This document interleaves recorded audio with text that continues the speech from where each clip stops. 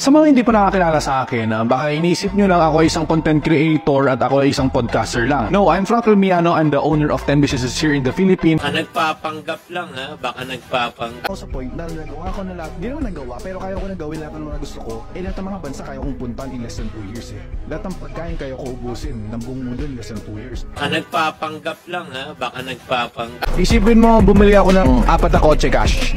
Isipin mo, bumili ako ng bahay cash. Bumili ako ng 6 na lupa cash. Mas mayroon pa rin natira sa akin. Nagpapanggap lang ha, baka nagpapanggap. Ako, as a 23-year-old multimillionaire, never ako magdadala ng cash. Cash is trash.